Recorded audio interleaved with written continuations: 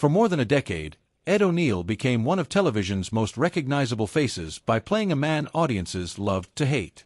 As Al Bundy, he was the miserable shoe salesman trapped in a life filled with frustration, insults, and shattered dreams.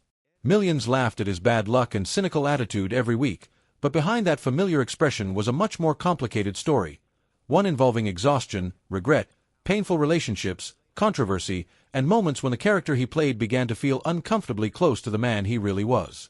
When the cameras stopped, Ed wasn't always laughing. Years of portraying Al Bundy had created a strange connection between actor and character, making it increasingly difficult to separate the fictional life on screen from the pressures of his own. Decades later, the story behind those years reveals just how much happened away from the audience's view, including the audition that transformed his career forever. In 1986, Ed O'Neill entered a casting room in Los Angeles without realizing that the audition could determine the direction of his entire career. He wasn't the obvious choice. Fox executives were hoping to find a recognizable actor for their risky new sitcom about a dysfunctional middle-class family. But when Ed dropped into a chair, released a long, defeated sigh, and delivered his first line, something changed in the room. That simple gesture came from Ed's memories of watching his own uncles return home after exhausting factory shifts in Ohio. The creators, Michael Moy and Ron Levitt, immediately recognized something special. In that moment, they could see Al Bundy taking shape. Even so, Fox remained uncertain. Ed wasn't yet a major television star. He was primarily a theater actor with several film credits and a face audiences didn't immediately recognize. Weeks passed without a phone call. Ed assumed the role had gone to someone else. But the producers continued pushing for him because they believed his timing, weariness, and natural authenticity couldn't easily be replaced. When Fox finally approved him, the pressure became enormous. Ed wasn't simply accepting another acting job. He was becoming the face of a new network's attempt to compete with established giants such as NBC and CBS. If Married with Children failed, it could damage more than his own career. It could also hurt Fox's ambitions. Ed committed himself completely to the role. He studied every line and worked carefully on every sigh, insult, pause, and sarcastic response. His goal was to make Al feel like a real person rather than a television character. But that commitment came with an unexpected cost. Spending so much time portraying a man who had become exhausted with life gradually began affecting Ed himself. Before long, the fictional Bundy family was experiencing serious problems behind the scenes as well. The recast and the pressure to make the family feel real. Many viewers assumed the Bundy family they eventually knew had been together since the show's pilot. That wasn't the case. When the original pilot for Married with Children was filmed, Kelly and Bud Bundy were played by different actors, Tina Caspary and Hunter Carson. From the beginning, something about the family dynamic wasn't working. Ed O'Neill later explained that the chemistry simply wasn't right. The jokes lacked the natural rhythm the creators needed, and the interactions felt forced. He could sense the problem whenever a joke landed awkwardly or a silence lasted longer than it should. After the pilot was completed, Fox made the difficult decision to replace both young actors. According to Ed, the issue wasn't simply their performances. The studio wanted the family surrounding Al Bundy to feel believable, and the energy between the actors had to work. Tina seemed too polished, while Hunter was considered too restrained. The decision was painful because both actors had already filmed the pilot and believed they had secured their places on the show. Then they received a phone call telling them everything had changed. The replacements transformed the dynamic. A teenage Christina Applegate entered the audition and immediately impressed everyone. She brought the sharpness, humor, innocence, and rebellious energy the producers were searching for. David Faustino, only 12 at the time, brought a sly and desperate comedic style to Bud Bundy that complemented Ed's darker performance. Suddenly, the family worked. But while the chemistry on camera had finally fallen into place, the pressure behind the scenes was only beginning. The show was performed in front of a live studio audience, turning every episode into a public test. Every laugh mattered, and every silence could feel like failure. Ed soon discovered that carrying the comedy and frustration of Al Bundy week after week required far more than good comedic timing. The stage that never slept. For 11 seasons, Ed O'Neill stood beneath intense studio lights and performed in front of hundreds of people. The audience reactions were real, and so were the mistakes, awkward pauses, and pressure that came with performing live. Married with Children wasn't simply recorded and covered with canned laughter. The cast had to make the scenes work in real time, and Ed felt that responsibility more than anyone. When an audience laughed, the energy could be overwhelming. But when a joke failed, the disappointment could be just as powerful. Ed described the experience as something you could physically feel in the room. The laughter gave the performers energy, while silence could make an actor want to disappear. The long production nights made things even harder. The cast often repeated scenes again and again, searching for the exact rhythm that would produce the right reaction. If the audience laughed too long, the timing could be ruined. If there was no reaction, the scene might need to be performed again. Ed's physical health also suffered from the demands of the role. Al Bundy was constantly involved in physical comedy, including fights, falls, and slapstick situations designed to look effortless. By the 5th season, Ed's back was reportedly causing him serious pain. Even when he was bruised or exhausted, he continued because the illusion of Al Bundy depended on him giving everything he had. Some days, he would reportedly return home barely able to move, only to come back the following morning and repeat the process. The live audience created another kind of pressure when jokes involving Peg's laziness or sexuality became uncomfortable. Katie Sagal later described how certain scenes could feel extremely exposing when performed in front of real people. Yet Ed also believed the live audience was one of the show's greatest strengths. Their reactions made the program unpredictable and alive. Nothing could completely hide a missed beat or a weak performance. Every mistake became visible. During those exhausting weeks, tensions began developing not only within the fictional Bundy family but also among the people who created it. Feuds, regrets, and the conflict with Amanda Bearse. For years, fans suspected there was tension between Ed O'Neill and Amanda Bearse, who played Marcy, the sarcastic neighbor constantly battling Al Bundy. Ed denied the rumors for a long time, but eventually acknowledged that their relationship had become strained and that the conflict lasted for years. The problem reportedly began in 1989 after TV Guide published a cover featuring Ed and Katie Sagal while leaving Amanda Bearse and David Garrison off the cover. Ed knew about the decision but didn't speak up. At the time, he viewed it as a normal industry decision because he was the show's lead and Katie was his co-star.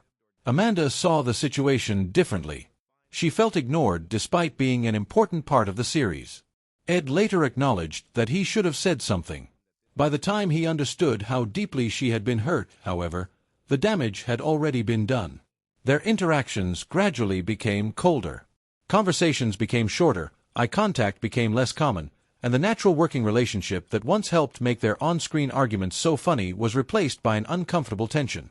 The situation became even more personal in 1993 when Amanda married and did not invite Ed.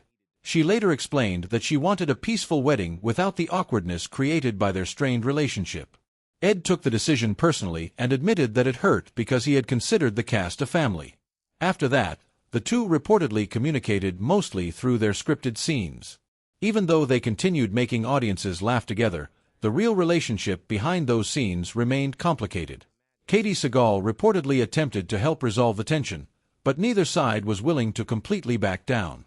Years later, Ed admitted that his own ego had contributed to the situation. He wished he had understood Amanda's perspective sooner. Their unresolved conflict became one of those memories that remained long after the cameras stopped recording. Boycotts, backlash, and the controversy that changed everything. In 1989, Married with Children faced one of the biggest controversies in its history. The situation began when Terry Racalta, a conservative activist from Michigan, watched an episode she considered offensive and decided to take action. She began contacting advertisers and arguing that the show was harmful to American families. The campaign quickly gained momentum. Several major companies, including Coca-Cola and Procter & Gamble, pulled their advertising. For Fox, which was still a young network, the situation created enormous anxiety. Executives held emergency discussions about whether the show's tone should be changed or whether the series should be canceled. Behind the scenes, writers worried about censorship, crew members feared losing their jobs, and the cast suddenly found themselves defending a comedy that was intended to satirize the very behavior critics accused it of promoting. Ed remembered learning about the boycott from reporters rather than directly from the network. The cast was reportedly encouraged to remain quiet because executives feared that public statements could make the situation even worse. Katie Sagal later described the period as frightening, especially because the controversy threatened the careers of people who had invested years in the show. Christina Applegate, still a teenager, also became the subject of criticism because of the sexual nature of her character, despite the fact that the material had been written by adults. Ironically, the controversy eventually helped the series. Instead of weakening the show, the attention created enormous curiosity. People who had never watched Married with Children began tuning in simply to understand what had caused such outrage. The writers didn't necessarily make the comedy softer. Instead, they became more creative, using wordplay, innuendo, and subtle jokes to get around the controversy. The boycott became unexpected publicity, and ratings benefited from the attention. Ed later viewed the situation with a mixture of humor and bitterness. The experience taught him that success could come with a price, and sometimes that price was the loss of innocence. Loss, regret, and the scene he refused to film. By 1991, Married with Children had survived the controversy and developed a dedicated following. But another painful event would affect the cast deeply. During the 6th season, Katie Sagal, who played Peg Bundy, was pregnant. The writers decided to incorporate her pregnancy into the storyline, creating the possibility of another Bundy child. It seemed like a natural direction for the series. Then tragedy struck. During her 7th month of pregnancy, Katie lost the baby.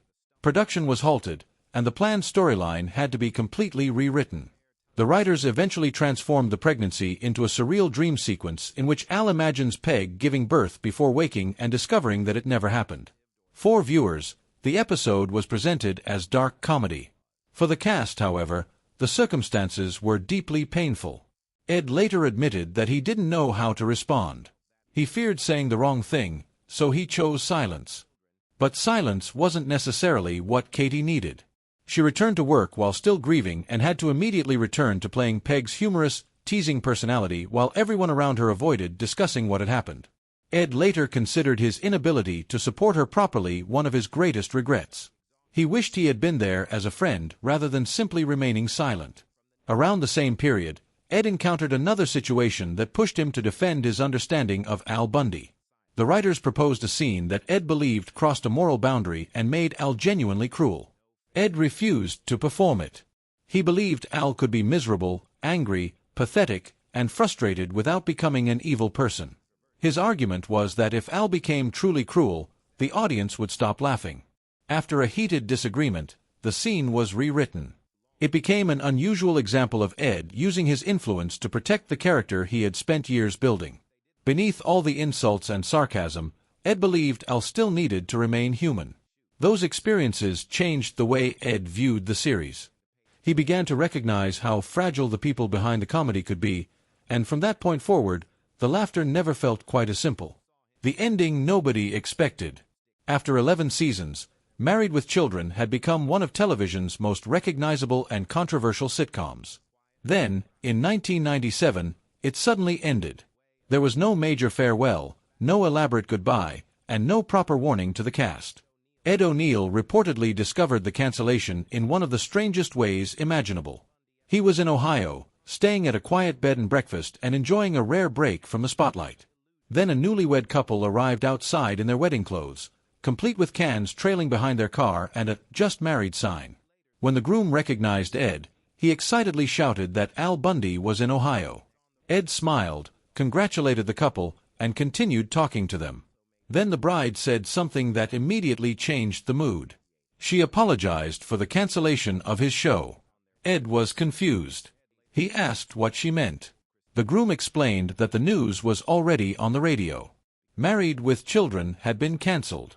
That was how Ed discovered that his 11-year television journey was over.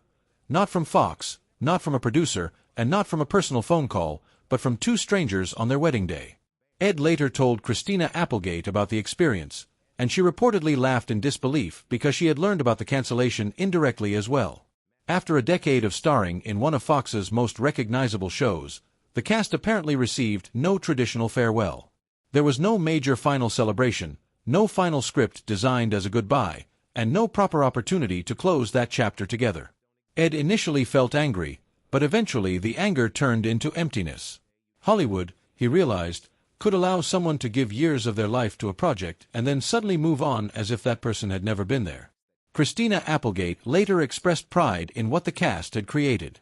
For Ed, however, the ending carried a deeper message. Millions had laughed alongside Al Bundy, but when the show disappeared, there was little attention paid to the man who had spent 11 years bringing him to life. In a strange way, Ed's ending mirrored Al's. He simply walked away, quietly and without the applause that might have seemed appropriate for such a long television run. A second act and a different understanding of Al Bundy. Years later, Ed O'Neill found a new chapter with Modern Family. As Jay Pritchett,